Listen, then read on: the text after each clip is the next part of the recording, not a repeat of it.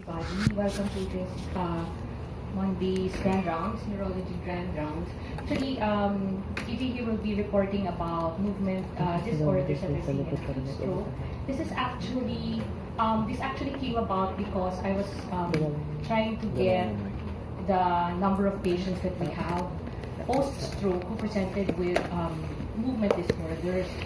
Apparently, there's some difficulty documenting precisely these stroke patients who, because this is not the initial diagnosis, so I was telling him that we should at least go back into look at our patients, at least in this hospital, and then document what types of movement disorders and then the corresponding lesions that we see on MRI.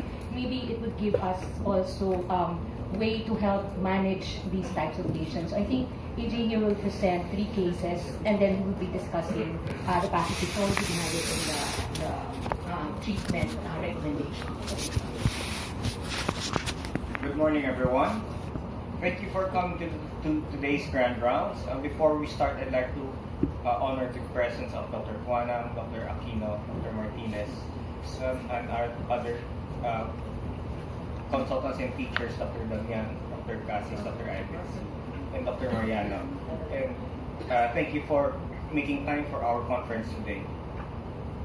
So I will be presenting a case series of 3 patients who suffered an acute stroke, presenting with movement disorders or being followed by complications of movement disorders. My objectives for today are 1, to present a case series of these 3 patients, 2, to discuss the phenomenology and pathophysiology involved, 3, to review the evidence in managing movement disorders secondary to stroke, and 4, to generate a plan of management for our patients.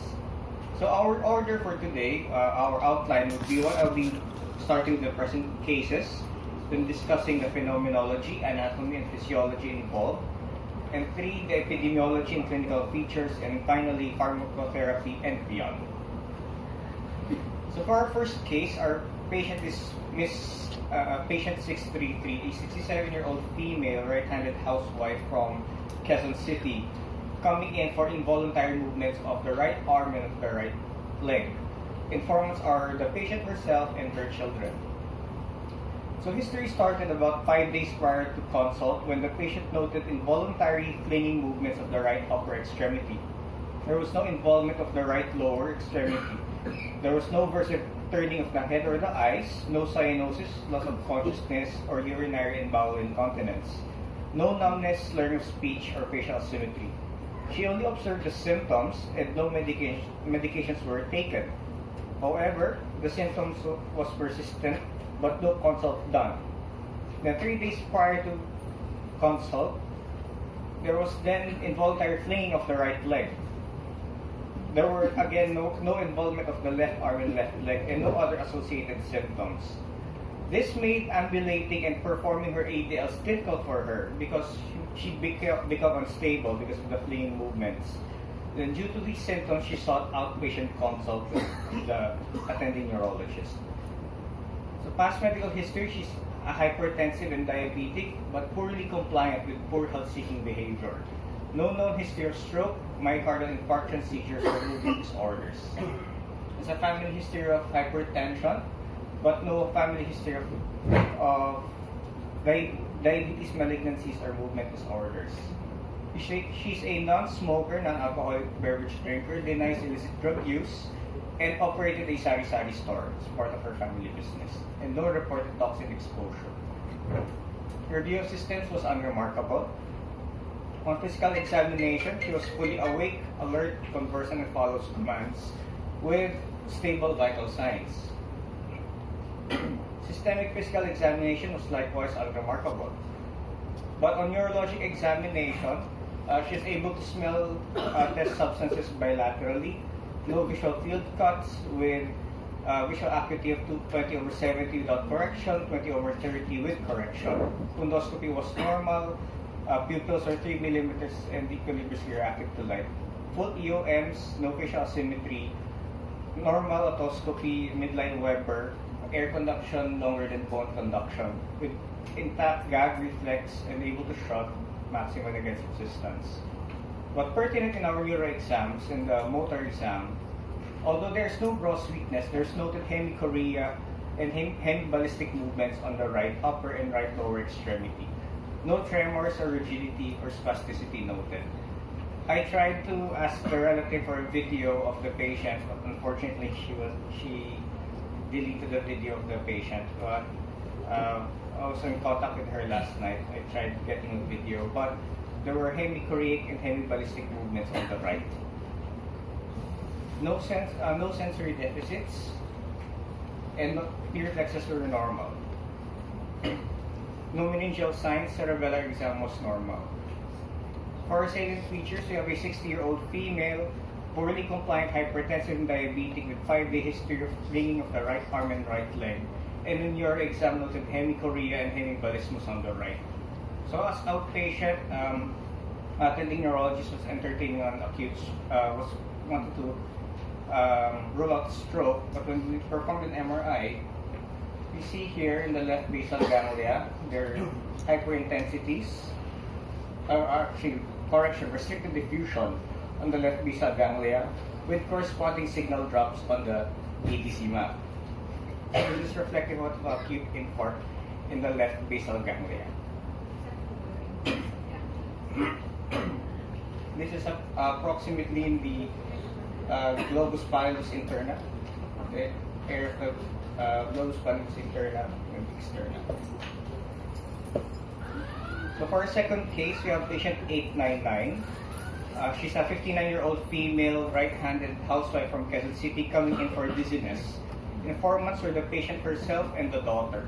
So history was actually only 45 minutes prior to ER consult when she experienced sudden onset dizziness, rotatory dizziness with associated nausea, but no vomiting at this time. This was then associated with left-sided weakness of the arms and the legs with slurring of speech.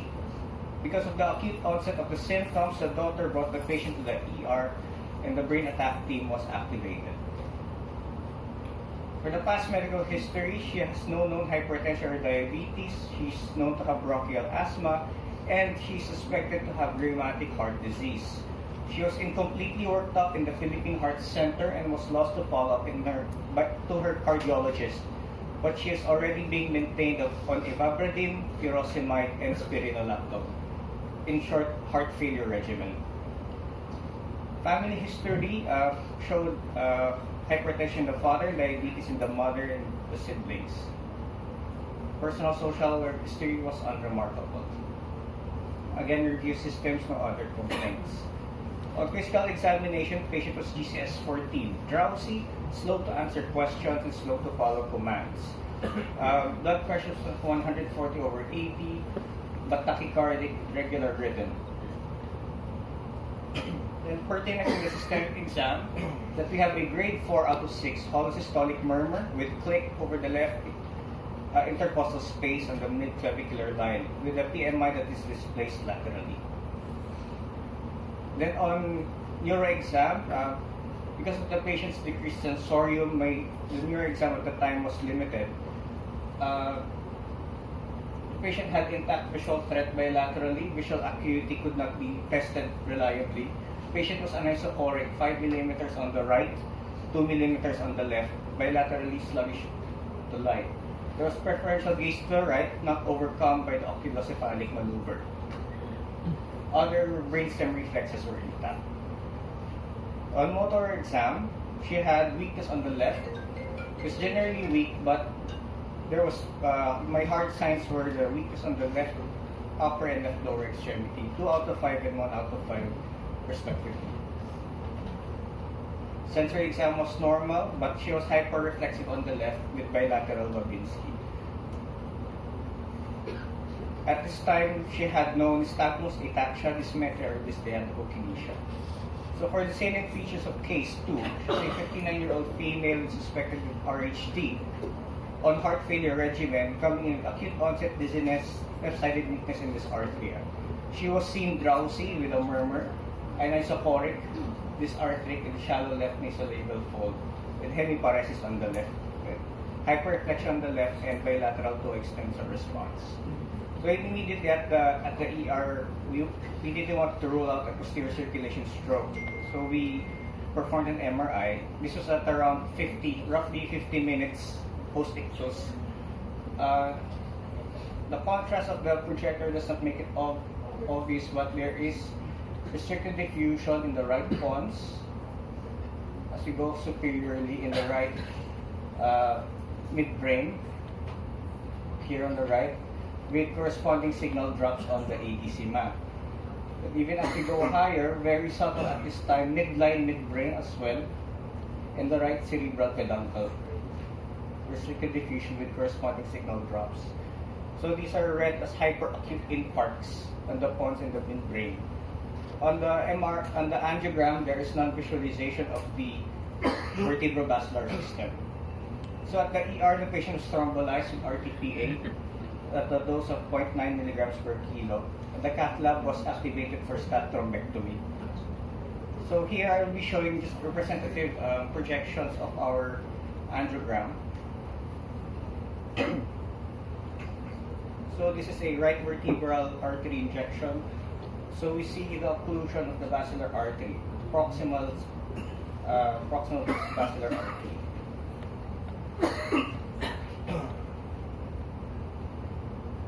And then on a lateral projection,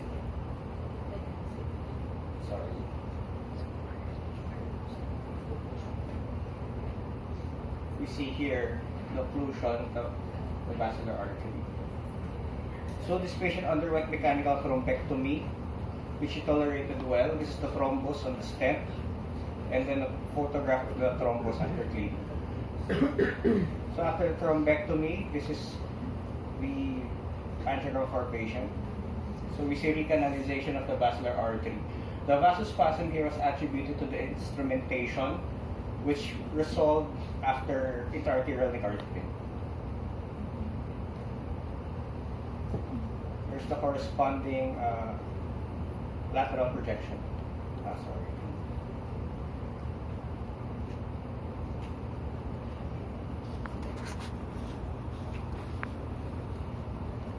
Our lateral projection, recanalization of the vascular.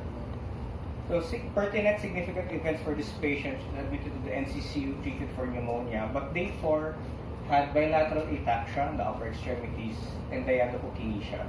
And on day 13, she had persistent intubation, truncal ataxia, and persistent rotatory dizziness and vomiting. So that is for case 2. So for case 3, we have a 60-year-old male right-handed who is a retired ship captain coming in for right arm jerks. Informants are the patient himself and his children. So history started 3 weeks prior to consult when he noted involuntary jerking of the right arm and the right hand. The jerks occurred intermittently with no associated triggers or alleviating factors. There was no involvement of the left arm and of the left lower extremities. There was no versive eye or head turning, no blank stare, cyanosis, loss of consciousness or incontinence, no numbness, slurring of speech, or facial symmetry. He sought consult at Providence Hospital at this time. CT scan was done and was reportedly normal. The patient was then discharged with no medications and was advised to observe. However, at around 2 days prior to current admission, the patient had progression of the jerks of the right upper extremity and also jerking weakness of the right lower extremity. He sought consult at Cardinal Santos at this point, where MRI was done, was requested by a neurologist. Preliminary result was relayed to them via SMS and showed, and according to the text message, was multiple small acute infarcts left frontoparietal lobes. So they relayed this to the attending, and a follow-up was scheduled the following weekend. However, on the day of consult, the patient had an episode of near falls, described as imbalance, still with jerking of the right arms. And because of the near falls, the patient was brought to our emergency department and the brain attack team was activated. So past medical history, he's a diabetic, known bilateral PAOD, with a family history of hypertension and diabetes. He's a heavy smoker, 30-pack years up to now. He still smokes and is an occasional alcoholic beverage drinker. He retired as a ship captain and now works as a national compass calibrator for all our ships. Our resistance was unremarkable. On physical examination, he was obese class 2 with a BMI 38.7. Vital signs were stable. His systemic exam was also unremarkable except for grade 1 bipedal edema.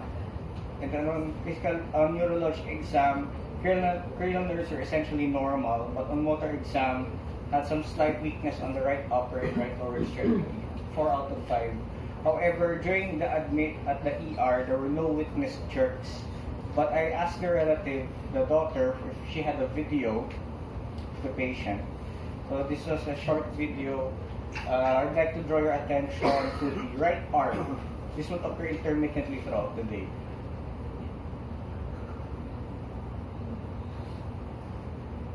So again, I'll repeat the video. So we see there coriform movements on the right. Actually, it can be assessed the patient as myoclonic. So myoclonic jerks on the right upper extremity.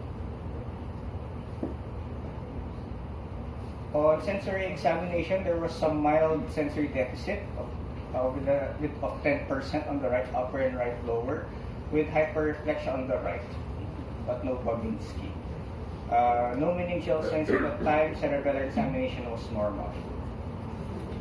So salient features of a 60-year-old male with 3 years history of right arm jerks, diabetic, with no clinical signs of seizure. On physical examination, he is obese with intact normal cranial nerve exam, but mild hemiparesis and mild sensory deficit on the right, with jerks on the right arm. Reflexes were normal and cerebellar exam was normal. So we performed an MRI for this patient. Actually, the changes are very subtle. Here you will see residual diffusion here in the caudate nucleus on the left, and then here some punctate hyperintensities on the left frontoparietal area in the white matter. So on angiogram, we see the angiographic correlates that his right MCA is actually atherosclerotic and also irregular compared to this.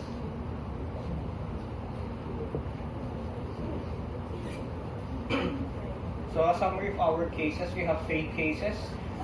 Case 1 is a 67-year-old female coming in for right-sided hemiballism and hemichorea.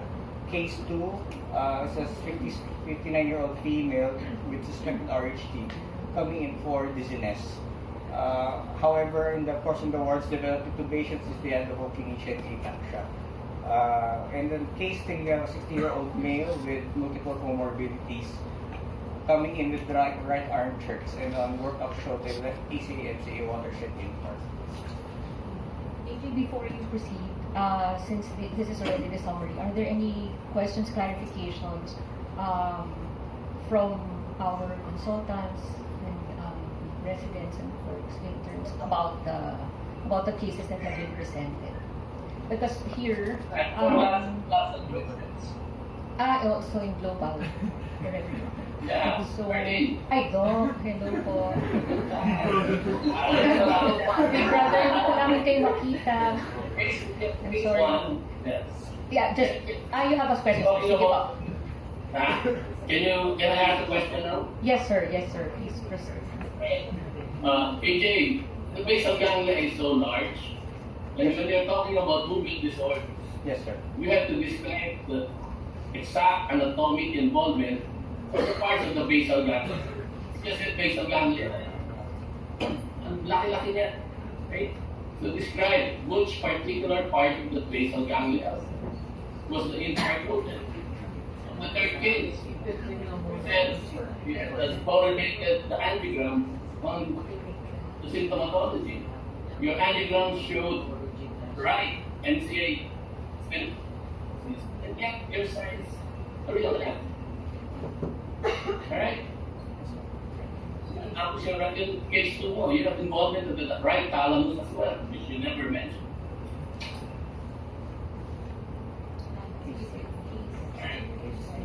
Case 1, I think case 1. Hmm. Case 1, sir, was the one with the basal ganglia. Hmm. What part of the basal ganglia? Sir, for me, this would be the globus pallidus interna and the externa, sir. Really?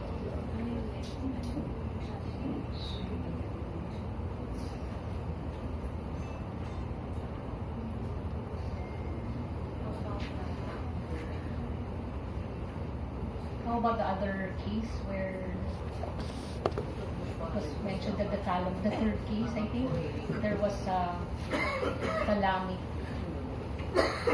Well, the second case, okay lang yan. Pwede mong commission small thalamic infarct. You miss that. But on the third case mo, ang symptom you miss on the left MCA distribution. Even your MR showed that. Okay, but right, there's nothing there. Yet you showed there's stenosis of the right MCA. It correlated to the symptomatology, which I completely disagree. Ano mo, ibang-iba mukha. Alright? And also the codec, mahaba ang codec. There's a codec 8, there's a pain. So when you describe, again, the involvement, codec nucleus is a large structure. So be very specific. Iba-ibang function ng codec. The third case yan. The part of the caudate nucleus here involved is around the anterior body of the caudate nucleus on the left. Left, right? Yes, sir. Your MCA or angiogram should right MCA stenosis. Diba? Yes, sir. And yet, it correlated. Hindi eh. Sir, based on my reading, sir, the most common pathophysiology is a small vessel disease. So it is possible that the microvasculature involved was not visualized on the time of flight angiogram. So what was just really Again. Just listen to what you try to recall what you said. You said the symptoms correlated with the angiogram. Eh, hindi nga eh. Show the angiogram again. yes, sir, sir. My mistake, sir. Sabi ko, correlated na MCA, completely opposite eh. Alright? Hindi ba people what you're presenting? Yes, sir. Noted, sir. My mistake, sir.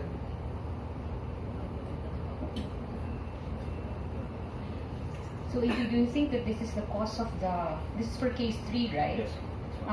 This is the cause of the right arm jerks? Right arm jerk.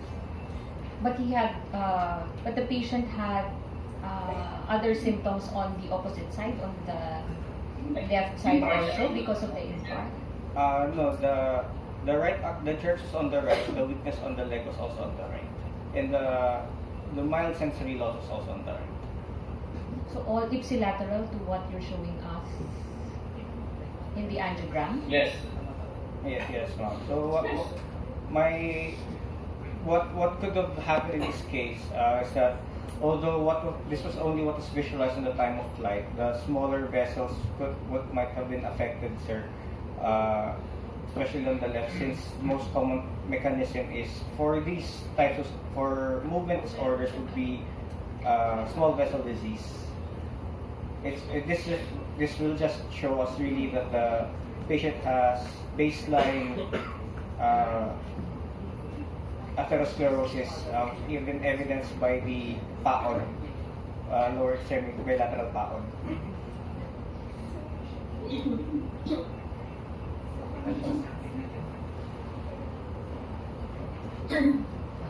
Dr. Mariano, did EJ...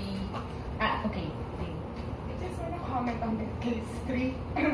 You were mentioning that before a patient actually struck out, that patient has been having some episodes of jerking on the right arm, right? Yes, And if you're familiar with the limb shaking syndrome, those episodes might be a limb shaking TIA, wherein if you look at it in terms of localization, if the patient is presented in that way, then the localization will be an occlusion in the ICA. So that is something that you really have to watch out for, especially in acute cases, because you may have a very problematic stroke. So I don't think it's a small vessel problem, but it's a large vessel problem that is affecting the ICA. Agree. I think also the right exit is chronic thing. If you look, there's a very prominent stenosis on the right side. And you have a stenosis on the left. Yes. Okay, so really, for some reason, tumama 15 there's narrowing of the internal carotid.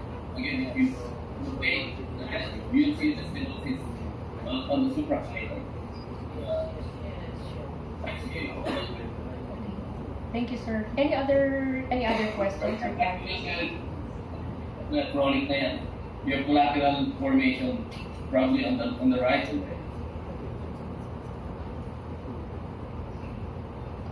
Okay, Dr. Damian. This is about case 1 that has no motor weakness. No more. Case 1 is done with no neurologic symptoms except Hemibalism in the hand. anyway, sometimes we see these, because this is a diabetic patient, okay? So sometimes we see these cases where they actually didn't have a stroke, but they have movement disorders later, and sometimes it's related to severe hypo or hyperglycemia, and you see these hyperintensities in the basal ganglia that are sometimes symmetric, sometimes asymmetric, and they actually look like strokes. But they're not. They're just related to some focal incapacity something. Yes, sir. That disease entity would be called non-ketotic as non-ketotic dysglycemia. Although the CBG of the patient when she was admitted was only 196. Based on my readings, the non-ketotic dysglycemia occurs when the blood sugar is at least up 300 and above. That's when we start seeing the hemibalisms in the chorea. Usually it's balism, right? Balisms. Yes. Although balism and chorea belong to the same spectrum, they are the extreme ends of That's the. why it's best you discuss the phenomenology. Yes, ma'am. I will. I have slides for that one. No. You're saying Korea and Malaysia as if they're kind of similar, but they're very different from each other. And each has a definite definition that will distinguish one from the other. So you cannot just interchange these two like they are kind of similar. They may be grouped in the same category, but they're totally different from each other. So you're going to discuss we have slides. Origin lang ng word is, you're really going to, if you analyze the word itself, it will tell you that they're different from each other.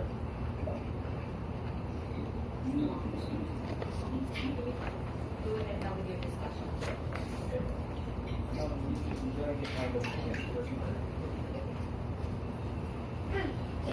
Okay, so the general theme for the patients we encounter today is these are all patients who have developed movement disorders during or after an acute stroke. So based on, there are many ways to classify these movement disorders, but we will take a phenomenologic approach to this morning. So they belong to a spectrum. So generally, we have post-stroke movement disorders. They can be hyperkinetic or hypokinetic. And then hyperkinetic, here based on literature, they're initially called choreiform. But under choreiform, there's balism, chorea, and athetosis.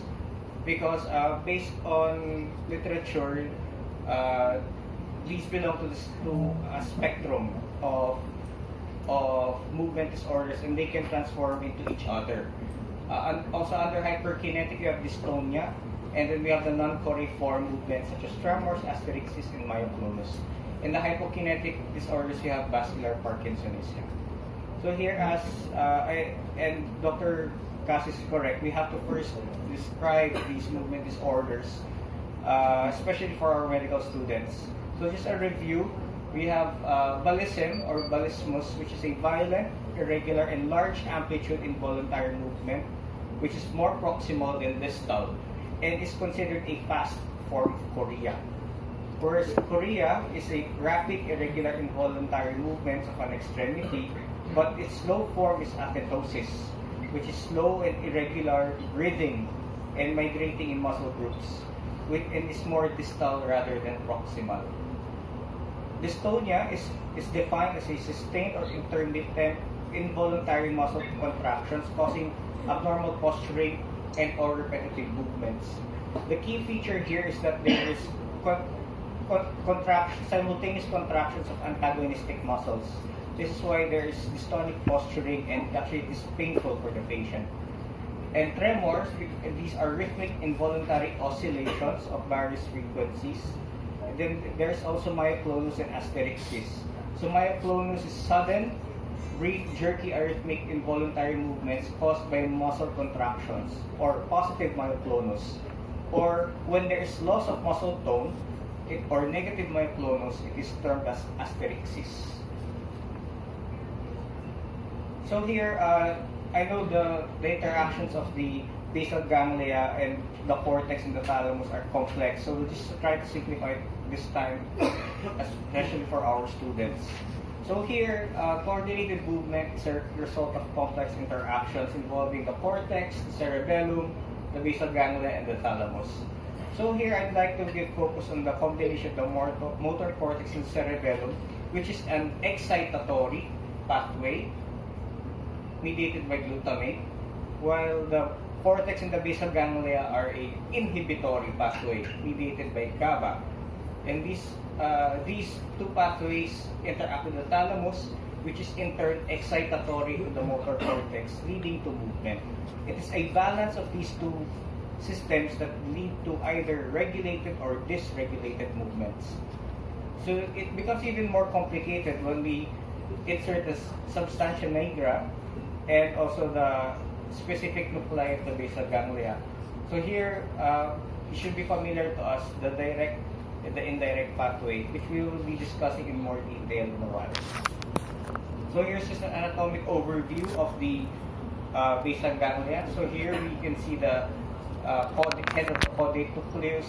This is the putamen, and the globus pallidus, or the pale globe, divided into two. The globus pallidus externa here and the interna medially. And this is the thalamus. And collectively, the caudate and the putamen are called the striate, and the putamen and the globus pallidus are called the lentiform nucleus. Together, these are called the basal ganglia, which are deep white matter.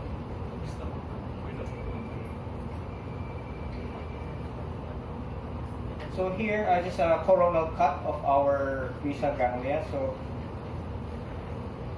you see here the caudate nucleus, the putamen, the globus pallidus externa, interna, the subthalamic nucleus, and the substantia nigra. So when we talk about movement, we have to talk about the thalamus. Now this alone requires a lecture in itself, but we will limit our scope to 2 out of the at least 10 nuclei of the thalamus, the VA, ventral anterior, and the ventral lateral nucleus, because these are the 2 main motor outputs of the thalamus. Talking about all the nuclei out of our scope today, let's just focus on the VA and VL. So a review of the direct and indirect pathways. These 2 pathways are the best studied pathways of the basal ganglia. There are others that we know less of, but this is the best studied. And here, just a review. We have 2 pathways: the direct, or the D1 pathway, or the indirect, the D2 pathway. So we have the cerebral cortex sending inputs to the striatum, and mediated by the D1 receptors of dopamine. However, when it's stimulated, the striatum inhibits the globus pallidus interna, which the globus pallidus interna, the inhibitory action becomes decreased, hence increasing the excitatory drive of the thalamus, leading to movement in the cerebral cortex. The indirect pathway is the opposite. When the striatum through its D2 receptors inhibits the globus pallidus externa, inhibits the and then since this is inhibited, the inhibition of the subthalamic nucleus is decreased, therefore increasing the inhibitory output of the globus pallidus interna with the net effect of inhibiting movement from the thalamus. So it is these complex interactions where disruptions of these pathways lead to movement disorders. So here's another view, more of the, here we can see the anatomic arrangement and their relationships. So what I also want to point out today is that not only are the nuclei involved, but also important in the pathophysiology are the intervening fibers connecting these different parts together, such as the corticostriate fibers, corticosubthalamic, corticonigral, and many others. So these are simply the connections of these different nuclei. And then as for case 2, which is presented with perturbations, ataxia, and dysmetria, this patient actually had a cerebellar syndrome, which we reviewed the anatomy very briefly. That the anatomy has 3 lobes, anterior, posterior, and flocculonodular, with their own roles. But if we go deeper into the cerebellum, it actually has 4 deep nuclei: the fastigial, the globose, emboliform, and dentate, which in turn have their functions as well. So for this patient, tubations, abnormal dysthylato-kinesia ataxia, with showing consistently posterior circulation stroke. So the caveat with movement disorders is that they can help localize. Unfortunately, they are not specific or exclusive. While a certain movement phenomenology will give us a clue where the stroke is, unfortunately, there's no specific one-to-one precise correlation between them. And this is verified by literature. However, the parts of the basal ganglia and that are underlined are the ones that are most common. So for bullism, which we encountered in our patients today, is the lesions of the subthalamic nucleus in the caudate, then less commonly the putamen of the thalamus.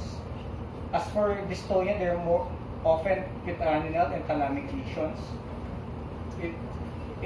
For myoclonus, midbrain and the spinal cord, thalamus and basal ganglia for asterixis, and cerebellum for tremors. So here is a nice picture that I found in the literature where they visually placed the lesions in possible movement disorders. So here we can see in the putamen, commonly dystonia, chorea, and tics. But in the globus pallidus externa, there's also dystonia. Subthalamic nucleus, chorea, and also bullism. And in the thalamus, all these other diseases as well. So how do these movement disorders come about? Again, as I mentioned, we have to go about the connections and the nuclei involved. So if a stroke disrupts these connecting fibers, there's then dysregulation of movement. So the pathways that we reviewed earlier become interrupted, therefore leading to movement disorders. And then again, let's go back to the best studied pathways, the direct and indirect pathways. So the hemiballism, hemichorea are best studied in the literature. So we'll talk about it here. For hemiballism and chorea, what happens is that the fibers connecting the basal ganglia together become interrupted. So the inhibition of the putamen is no longer effective. So the net effect of this one is increased thalamic drive to the cortex, leading to increased activity, therefore leading to chorea and embolism. Then how common are these really? I wanted to share this journal because this is the landmark study done in 1996, which formally studied the prevalence and characterization of post-stroke movement disorders. Prior to this landmark paper, there were all case reports and case series. So they studied 2,500 stroke patients in the stroke registry in Switzerland. So that's why this paper is actually important. But even in papers published in 2017, they compare their data to this paper. Because that's how important this is. And they estimated that prevalence of movement disorders is only about 1 to 4% among stroke patients. So about 2 to 4 in 2,500 patients. And then when they characterized the movement disorders, chorea was the most common, of about 39%. And then what made this paper difficult is that these movement disorders also overlap. Just because there's one stroke, there's not just a single movement disorder. Sometimes they overlap, sometimes they even change. As I said a while ago, the lesions are non-specific. They only give us a clue. And the onset of the movement disorders are highly variable as well. Some authors describe it as early and acute, and the other end is delayed and chronic. Early to acute can be on the ictus itself to 1 day later, as we have seen in cases 1 and 2. Case 1 and 3. But it can be delayed even up to several years, up to 5 years in the literature. And then the pathophysiology here differs. For the acute and the early movement disorders, there are interruption of fibers and neurotransmitter hypersensitivity. And of course, it damage to the nuclei themselves. But when it comes to the delayed and chronic cases, this is where neuroplasticity comes in. That when the brain and the nervous system tries to recuperate, they form aberrant connections with the other systems, so the movements become dysregulated as well. And then they found some associations between the onset and the type of movement per disorder. So for the early and acute, they found chorea and embolism to be the most common, whereas dystonia and Parkinsonism are in the delayed and the chronic types. So we also see this in clinical practice, that the spasticity and the dystonia, the post-stroke, they arrive later on, not always immediately. And Parkinsonism, especially the vascular Parkinsonism, they occur much later. And a note on vascular Parkinsonism, what studies have shown is that these are interruptions in the dopaminergic fibers rather than the substantia nigra itself that causes the vascular Parkinsonism. And then when we compare to, this is the closest data that I found online, is Korean. Again, chorea and embolism, they group it together, that are acute. Again, substantia nigra, caudate nucleus. And the dystonia came in delayed at around 9.5 months. Again, vitaminal and thalamic lesions, this is consistent with the data that other authors have written. So as for the pathophysiology, small vessel disease is the most common stroke mechanism. So here, it's drawing from Netter because we see that the blood vessels involved are already the perforating blood vessels. But of course, it is just the most common, but this is not exclusive. Other stroke mechanisms may also be involved, but the principle is the microvasculature, the perforating vessels are affected in movement disorders. And then for the drugs, I also found that the drug of choice will change depending on the movement disorder we see. So for example, hemichorea and hemiembolism, the typical neuroleptics are very effective, haloperidol, and the atypicals such as quetiapine and olanzapine may also be given. Other options could be clonazepam, sodium valproate, levetiracetam, and topiramate. As for dystonia, it can be clonazepam and diazepam, also baclofen. But there's also some benefit in botulinum toxin. For tremors, you can give clonazepam, valproic acid, and propranolol. And then for myoclonus, clonazepam, valproic acid, levetiracetam. And for Parkinsonism, we give dopaminergic therapy. So aside from these, there are more advanced treatment modalities, especially when we encounter refractory cases or functionally disabling cases where functional brain surgery, motor cortex stimulation, deep brain stimulation, and transcranial magnetic stimulation can be offered. But the evidence is not as clear. So going back to our patients, also what was given. So for case 1, actually, this patient was actually referred to a movement specialist and was initially started on haloperidol and saw immediate improvement. The following day, there was a significant decrease in the hemibalisms and was sent home with risperidone. I contacted the daughter yesterday via SMS and I just asked how the patient is doing. She's now able to walk around UP circle. She's now functional, still with some chorea and embolisms, but significantly decreased. The patient is now able to perform her activities of daily living, unlike when she came in. This is how long after this? It's about 5 months. 5 months after the stroke. Still on medication. Still on medication. For case 2, the stroke was treated with warfarin, and then for the movement problems, she was given clonazepam. There was improvement in the patient's symptoms, but what really bothered the patient is the dizziness and the vomiting because of the nature of the stroke, the posterior circulation stroke. She had a prolonged hospital stay because we had to combat respiratory failure and hospital-acquired pneumonia, which she had twice before going home. And then finally, for case 3, since it's a watershed infarct, we hydrated the patient, also went for secondary stroke prevention. We offered the family clonazepam because based on clinical judgment, and even to the patient, the jerks were not bothersome.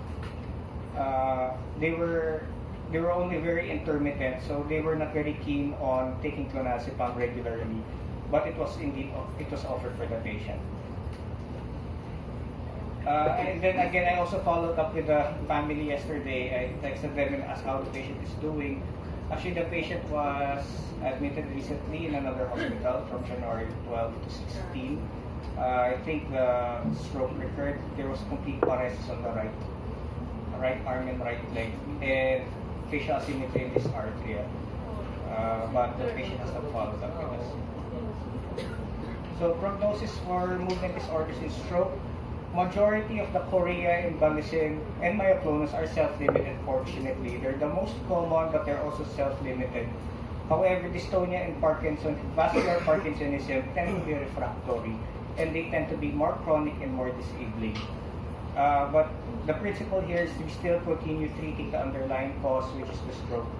And we treat our patients based on our judgment and what the patient needs, especially if the movement disorders become functionally disabling or they cause discomfort, such as in dystonia. So, in summary, what did we learn today is that we saw 3 cases of strokes presenting with movement disorders, case of myoclonic jerks, hemibalism chorea, and cerebellar syndrome.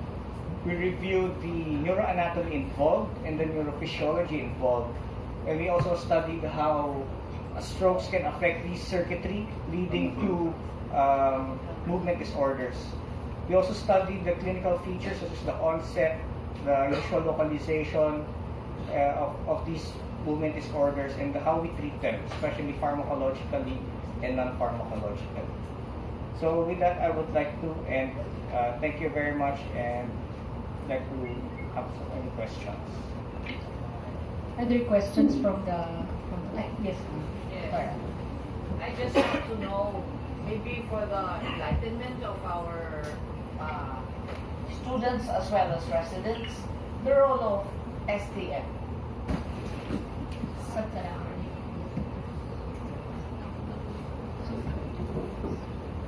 kasi yun ang target namin in any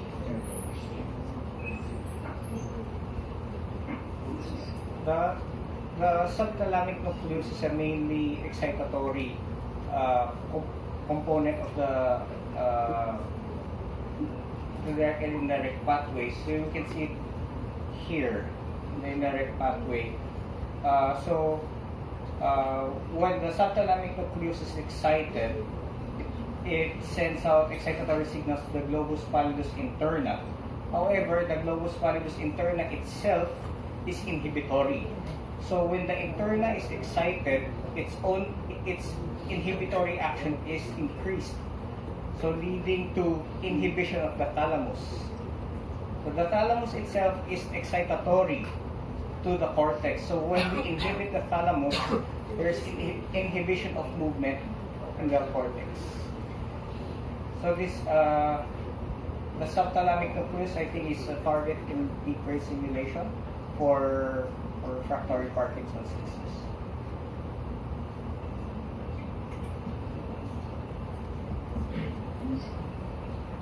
Sorry I came late, but anyway, you presented 3 cases, and then you said the lesion in the first case is left basal ganglia, the second is midbrain pons, left ACA. And did all of them hit the pathway that you're describing? Because you're presenting 3 cases, so maybe you have to correlate. I don't know if you have presented it already, but I'm just asking if you have correlations with all the patients you are presenting, hitting the pathways, direct and indirect. Yes, sir. So, as I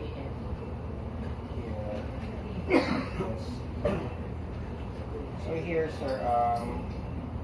In the first case, yes, but in the second and the third, especially the third case, you said ACA, MCA watershed. I present as movement. Where is what part? And even the second case, the midbrain pons, the pathway passes through the lesion to explain your movement problem. So for the first case, yes, because of the hemiballism, the chorea, which are most commonly lesions of the subthalamic nucleus, the caudate, and also of the basal ganglia. Again, it's not specific. There's no absolute 1:1, but for this patient, review the scan. This is the correlate of our patient. So we see your sickle diffusion here in the left basal ganglia. The basal ganglia is enlarged. So already mentioned where the lesion is a while ago. So you just have to. Yes, for I think it's the globus pallidus interna. Since it's most medial, the lesion is most medial, which correlates with the globus pallidus interna. We can correlate with your map a while ago, the one with the nuclei and then the indirect and the direct pathway.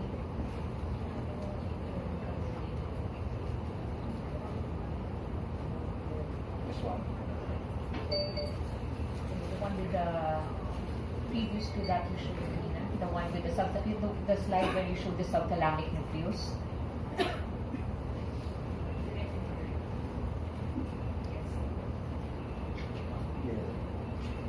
So here, if for example we have a lesion in the globus pallidus interna, as I mentioned, the GABAergic inhibition to the thalamus becomes decreased. So the net effect is excitation of the thalamus, leading to hemiballism. Here, this one. The second case, sir, is more presented with a cerebellar syndrome. So I showed a review of the anatomy of the cerebellum, especially its nuclei. So ideally, the patient presented with vascular artery occlusion. ideally we would have repeated the MRI after, but we only had we were not able to repeat imaging the MRI after because of financial constraints. The TPA and the procedure depleted the family's resources, so we could prove by neuroimaging at least that there was a cerebellar stroke. But again, we do have evidence that this is a basilar artery occlusion which supplies the cerebellum in turn. Clinically, it's a cerebellar syndrome. Then it's consisted of ataxia, dysmetria, dysdiadochokinesia, and the tracheal ataxia as well. And then for the third case, actually, I was trying to read up on watershed infarcts and movement disorders, and I was able to find a similar case in the literature. There's a case report of watershed infarct presenting as myoclonic jerks, and I think one possible pathophysiology here is that what we are actually hitting are the interconnecting fibers rather than the nuclei themselves. Here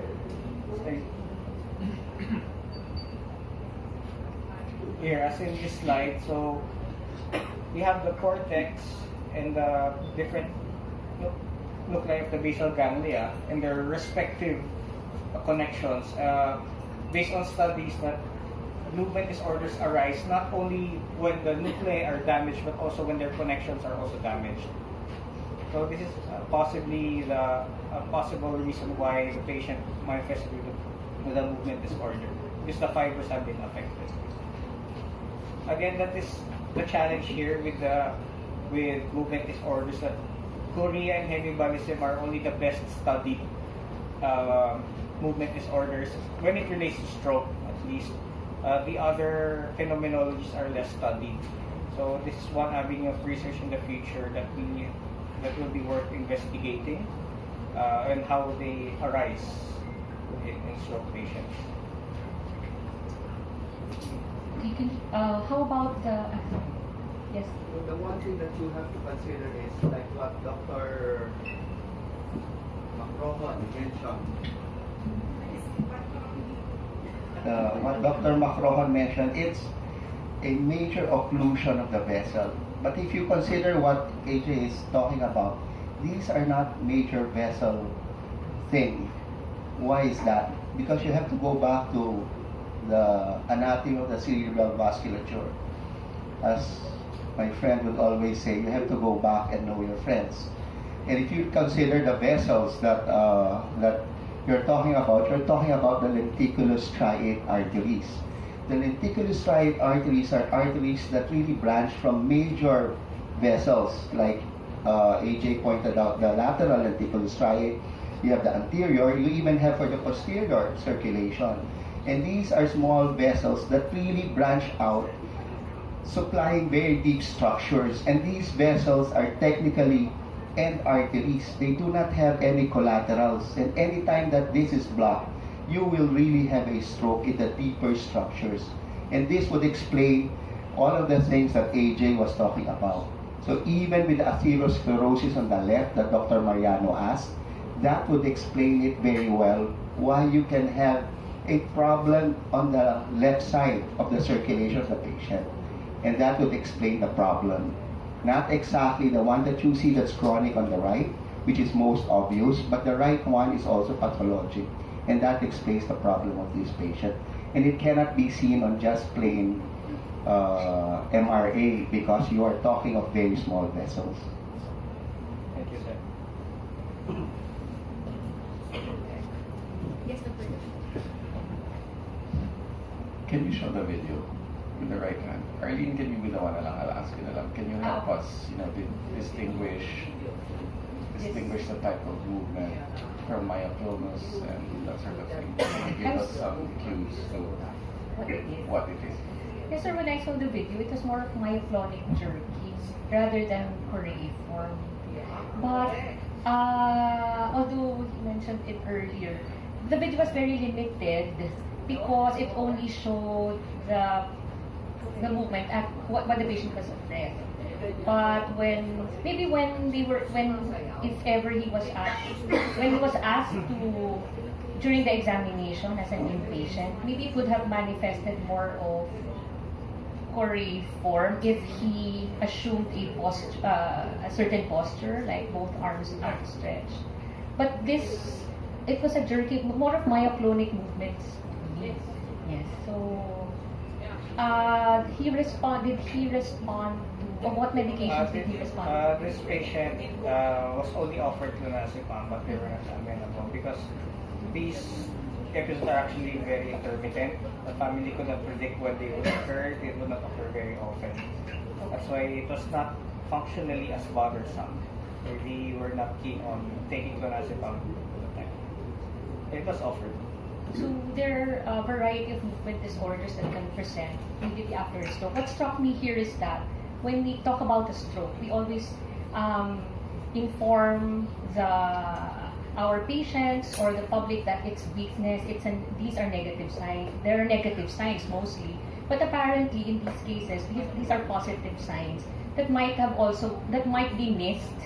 So and then they would think that they need not bring the patient immediately to the emergency room. I'm not so sure how we can, what things we can develop also to tell these patients that the presentation, whether it be negative or like this positive, can be an acute representation of a stroke. Although these are just representative cases, there are a variety of other movement disorders that we've seen also in practice. Maybe later on, when after a particular stroke, some patients develop dystonic syndromes, and then there are also mention of if during brainstem strokes or infarcts, even hemorrhages, there are repetitive movements of the oral or the orbicularis oris muscles, for instance, appearing like facial muscle movements that appear to be myoclonic, but when further tested, these are actually not myoclonic, but myokinic, means that these are group discharges. So they might have similar to the ones that maybe we see in multiple sclerosis involving the lower motor neuron or the brainstem nuclei. So these are other movement disorders that are also being seen. And there are a variety. That's why we wanted to document all of these also, because these can be management dilemmas. They can, some of them are easier to treat than others, so that our patients would know what to expect later on, how long these movement disorders can be kept off bay when we give them medications, or when they could be expected to develop afterwards. So I'd like to ask AJ first, if Dr. Damian mentioned that hyperglycemic, like chorea, could be manifestation. It's one of the differential diagnoses that we want to. And what could be the pathophysiology of that? Have you? Based on what I've read, is that the pathophysiology is not very clear yet. But I've read some hypothesis that because of the dysglycemia, there's dysregulation of the neurotransmission in the basal ganglia. But why that exactly is not yet known, and why the basal ganglia preferably. But although we still have to investigate further why the basal ganglia per se is affected by hyperglycemia. But that's the hypothesis that I read, that dysglycemia dysregulates the neurotransmission in the basal ganglia network. This could also be because of a certain some mentioned about the hypercoagulable state, or that could have been that could be manifested, and then these patients need not initially be given with the medications that you mentioned earlier, like the dopamine receptor blockers, but we just control hyperglycemic episodes. And how about why do these, for example, choreiform movements, ballistic movements respond to your dopamine receptor blockers when in fact there's a dopamine in Parkinsonism, for instance, there's the dopamine lack. How come? Why do you think these patients respond to your dopamine receptor blockers like haloperidol, risperidone? Because here, if you have dopamine blockers, if you go back to the if we go back to the in that pathway, it restores the, since, for example, here a disruption of the function, there's decreased activity of the striatum. If we increase the dopamine, it restores the function of the pathway. So therefore, the hyperkinetic movements become suppressed in the indirect pathway. Or it could just be receptor hypersensitivity. Then you tend to block the receptor so that you will be controlling the excessive movements. Yes, that is also one part of the proposed pathophysiology in acute movement disorders. There's neurological hypersensitivity as well. So we just have to control the hypersensitivity and the balance, again, the delicate balance of movement disorders will be restored. Any other questions, clarifications? Yes, ma'am. Yes, since we are talking about strokes that would present as movement disorder, in my clinical practice, the one I have seen that is quite refractory to treatment, and maybe you could make a suggestion, would be rubral infarcts. Yes, ma'am. Yes. These are notoriously Yes, difficult rubral to infarcts and post-stroke cerebellar. cerebellar. Okay, especially those with back titubation. Yes. So some of them respond to benzodiazepines, but these are actually very difficult to treat, even for us. Yes, Dr. Moran. You mentioned about the hyperglycemic chorea. Can you differentiate it as just hyperglycemic chorea and the stroke movement disorder that came from stroke? From yeah. Yes. Without the I mean, the MRI will Yes. MRI differentiate it because in hyperglycemic chorea, the MRI will be normal, or you really have those lesions. Usually basal you cannot ganglia. see the lesions in the basal ganglia. It's You just don't the have case, in hyperglycemia. Yes. But the problem is usually in certain stroke patients. Can you show the MRI of the first case? Because the leader, and I'm the patient, I'm the attending of the first case. The MRI was read as something like that stroke, but they said it's just hyperglycemic restricted diffusion. It's a little difficult to tell if you don't have a serial MRI, sir. Wala siyang repeat.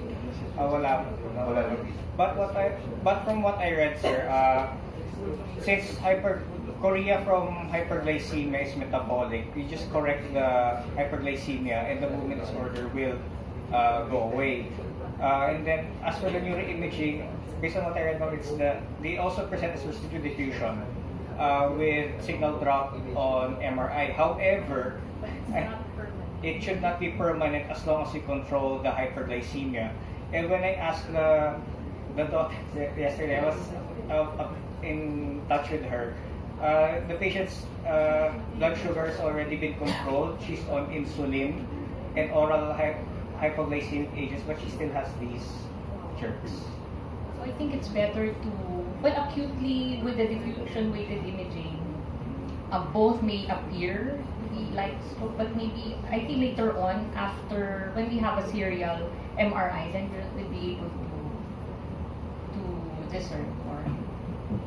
So I'll just share one case. So I had an elderly male. This was a long time ago. I was a resident. Anyway, was admitted hyperglycemia, 400 something. After that, had choreoathetosis, had all these MRI changes in the basal ganglia. Anyway, improved with haloperidol, but 4 months later died of something else. So we requested an autopsy. And in the US, they're okay with that, limited brain. And what they showed was significant neuronal loss in the pretty much like something you'd see in a stroke. So maybe the pathogenic mechanism may be the same if the hyperglycemia is severe enough to cause neuronal cell death in the area. So the MRI might also look similar, and it might be difficult to distinguish them. Thank you, sir. Any other questions? Or so I think we, yeah. Yeah. I was thinking about your comment regarding the our campaign on the recognition of stroke by the public. No? Kasi most of the things that we emphasize in the stroke